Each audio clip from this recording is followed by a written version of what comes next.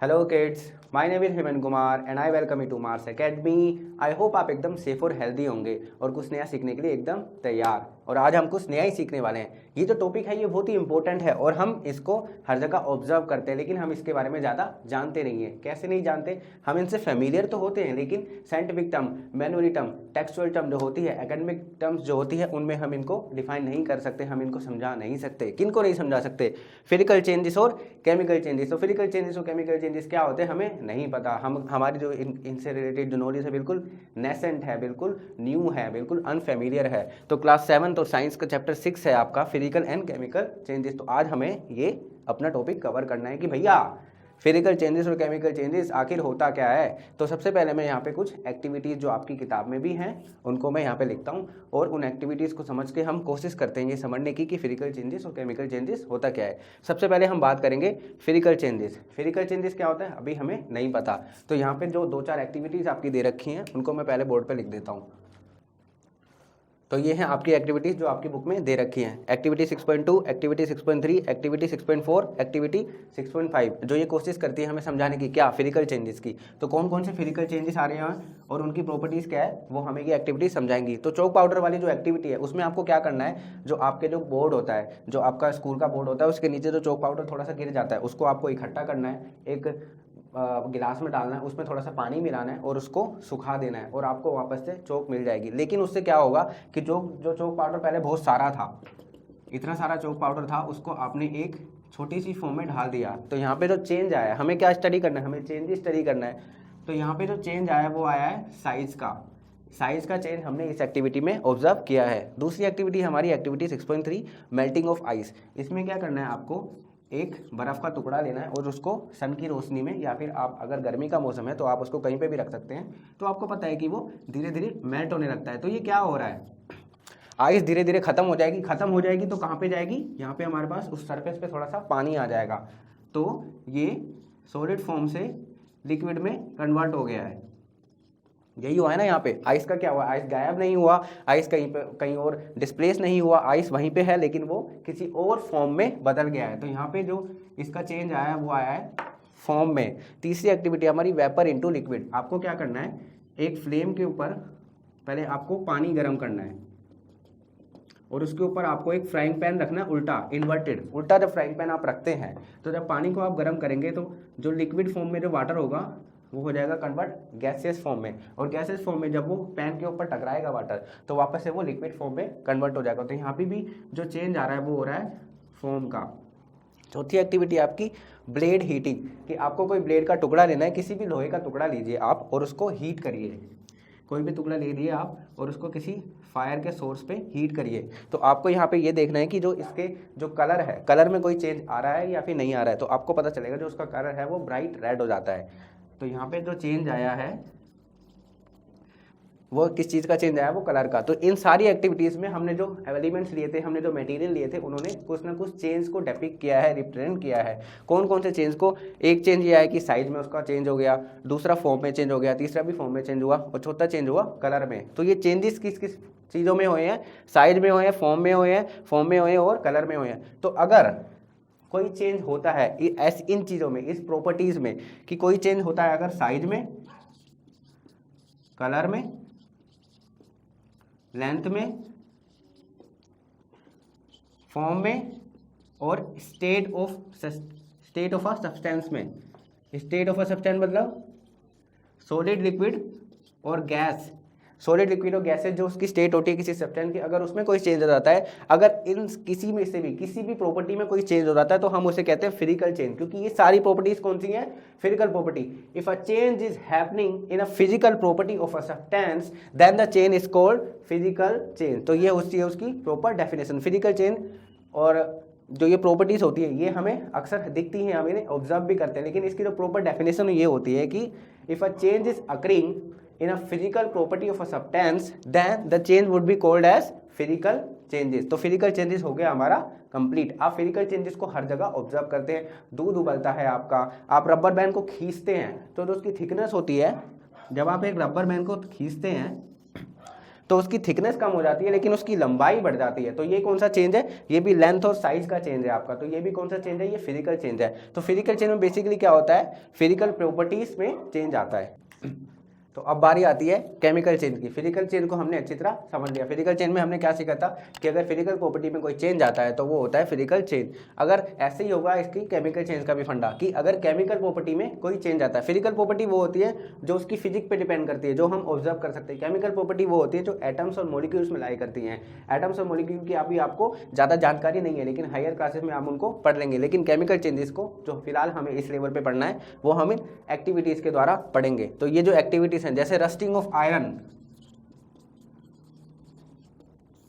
मतलब आयरन में जंग लग जाना, इस चीज़ से आप बिल्कुल फेमिलियर हैं, बिल्कुल ही एक्वेंटेड हैं। तो कोई भी अगर आप जैसे एक कील लेते हैं, उसको तो थोड़ा सा गीला करके आप अगर रख देंगे तो 2-3 दिन बाद अगर देखेंगे तो आप उसके ऊपर एक लेयर पाएंगे रेडिश कलर की।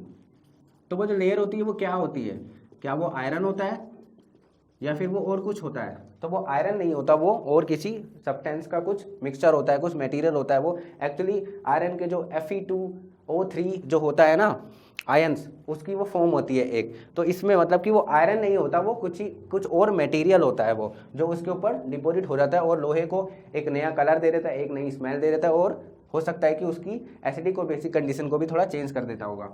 और हीटिंग ऑफ बैंड, आप एक बैंड लेंगे जो आपका रबर बैंड होता है, रबर बैंड लेके आप उसे हीट करेंगे फ्लेम पे। तो आप जब आप ऑब्वियस सी बात है, जब आप किसी चीज़ को हीट करते हैं तो उसका ऐश कुछ यहाँ पे इकट्ठा हो जाता है।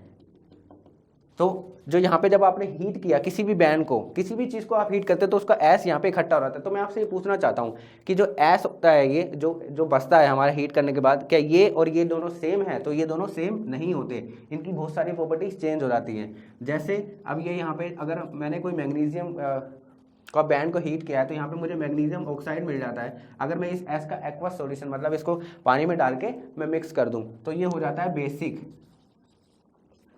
तो यहाँ पे तो ये क्या था, न्यूट्रल था, यहाँ पे हो गया ये बेसिक। तो हमें ये देखना होता है कि जब केमिकल चेंज जब भी होता है तो कौन कौन सी चीज़ों में चेंज आ रहा है। सबसे पहले यहाँ पे जो हमने देखा है वो नई चीज़ें बन रही हैं, न्यू सब्सटेंसेज आर फॉर्म्ड।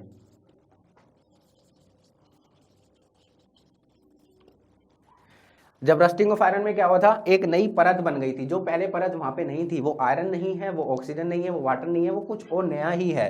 और यहाँ पे भी ये जो एस है ये कुछ नया ही है। जैसे यहाँ पे भी एक एक्टिविटी हमारी, जैसे आपको एक बर्तन लेना है, उसमें आपको कॉपर सल्फेट डालना है। ये एक्टिविटी आपको टीचर को परफॉर्म करनी है। कॉपर सल्फेट का जो आपका कलर होता है वो ब्लू होता है, उसमें आपने सल्फ्यूरिक एसिड H2SO4 डालना है। बहुत ही स्ट्रॉन्ग एसिड होता है, इसको आप हैंडल नहीं करेंगे बिल्कुल भी, आपके टीचर ही इसको हैंडल करेंगे। तो आपने एक बेकर लिया, उसमें आपने CuSO4 कॉपर सल्फेट डाला और H2SO4 डाला। अब इसका कलर क्या होगा, ब्लू होगा इसका कलर, ब्लू होगा इसका कलर। अब इसमें आयरन का कोई भी मटेरियल डालना है, जैसे आप आयरन की कील या फिर ब्लेड डाल देंगे। जब आयरन की कील या ब्लेड आप इस बेकर में डालते हैं तो जो सॉल्यूशन है उसका कलर चेंज हो जाता है ग्रीन में। क्यों चेंज हो जाता है ग्रीन में? क्योंकि जो आयरन के जो मॉलिक्यूल्स है, जो उसके एलिमेंट्स है, आयरन ने कॉपर को डिस्प्लेस कर देंगे H2SO4 की प्रेजेंस में। ये अभी डिस्प्लेसमेंट रिएक्शन जो होता है हमारा, ये हमें हायर क्लासेस में पढ़ना है। लेकिन फिलहाल के लिए हम इतना समझ लेते हैं कि जब आयरन ने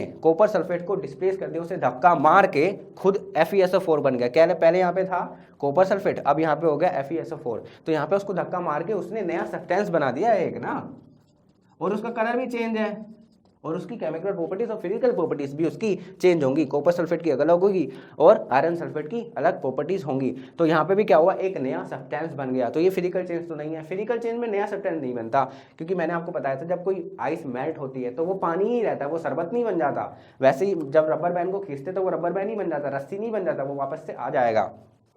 लेकिन यहाँ पे ये रिवर्सिबल नहीं होते बेटा। फिजिकल चेंज हमेशा रिवर्सिबल होते हैं, उनको आप वापस भी ला सकते हैं। अगर जो पानी बन गया उसको आप दोबारा से जमा दो तो वो दोबारा आइस बन जाएगी। लेकिन FeSO4 से कॉपर सल्फेट को लाना इतना आसान नहीं होगा। वैसे ही यहाँ पे अगर रस्टिंग आयरन के जो कुछ हिस्सा इस्तेमाल करके जो रस्टिंग फॉर्म हो गई, आप रस्टिंग से वापस आयरन कभी नहीं बना सकते। तो जो न्यू सब्सटेंस फॉर्म हुआ है वो वैसा का वैसे ही एग्जिस्ट करेगा जब तक वो नेचर में बिल्कुल भी डिस्कार्ड ना किया जाए। तो मतलब कि केमिकल रिएक्शन में जो सब्सटेंसेस बनते हैं वो होते हैं न्यू और वो होते हैं इरिवर्सिबल, उन्हें वापस नहीं लाया जा सकता। वैसे यहाँ पे एक एक्टिविटी, आपकी एक्टिविटी 6.8, विनेगर होता है बेटा एसिटिक एसिड CH3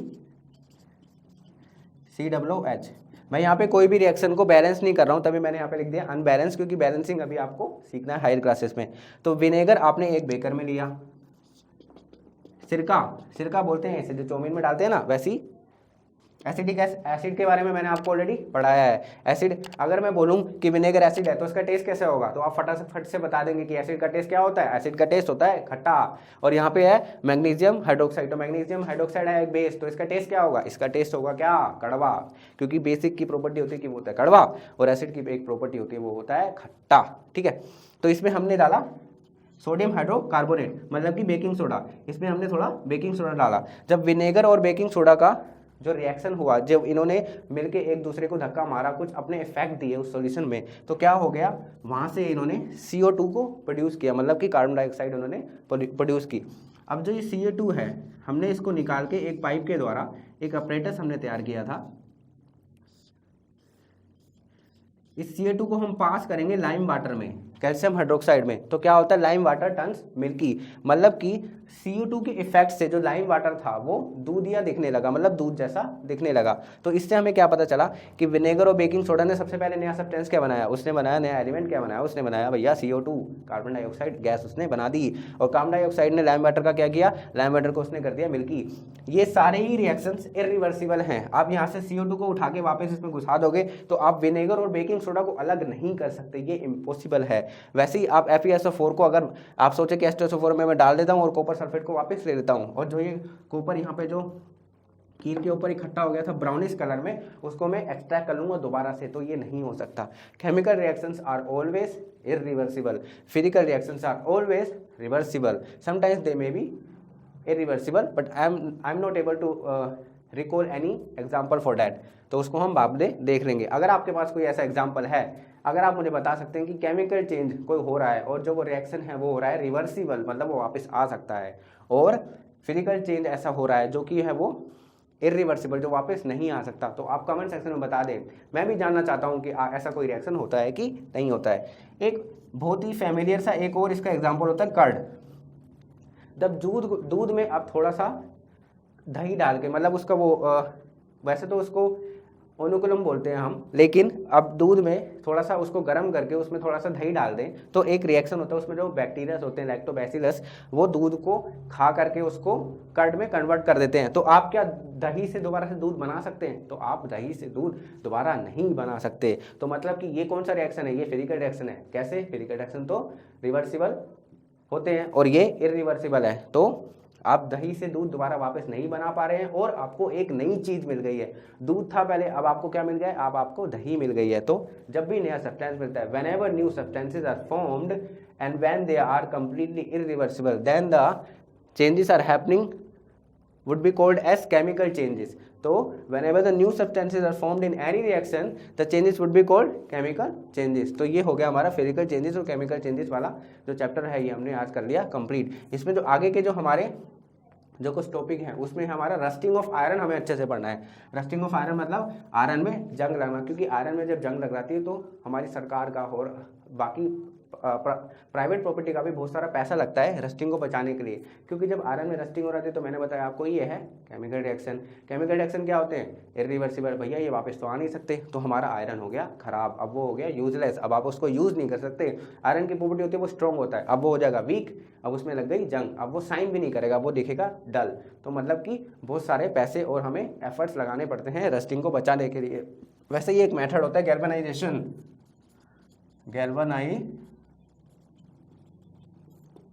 गैल्वेनाइजेशन में क्या होता है, आप जिंक की एक लेयर बना देते हैं आयरन के किसी भी मटेरियल पे, ताकि उस पर रस्टिंग ना हो, क्योंकि वो ऑक्सीजन और वाटर के जो मॉलिक्यूल्स हैं उनको आयरन के सरफेस पे आने से रोकता है। तो ये हमें आगे वीडियोस में मैं इसको अच्छे से पढ़ाऊंगा। अभी फिलहाल के लिए फिजिकल और केमिकल चेंज कर लिया है हमने अच्छे से कंप्लीट। अगर मैं आपको बोलूँ फिजिकल चेंज को डिफाइन करो, तो physical changes are those changes which are happening to change the physical property of a substance. अगर मैं आपको बोलूँ केमिकल चेंजेस को डिफाइन करो, तो आप बोलेंगे whenever a new substance is forming और formed in a chemical reaction और reaction, then the change would be chemical change. तो ये हो गया हमारा टॉपिक आज का complete. So thank you very much. Thanks for watching. Please do subscribe our channel and press the notification bell icon so that you can get the immediate notifications of our upcoming videos. Thank you very much. इस class की पूरी syllabus की videos को देखने के लिए subscribe करें हमारे चैनल को और साथ ही बेल आइकन प्रेस करें।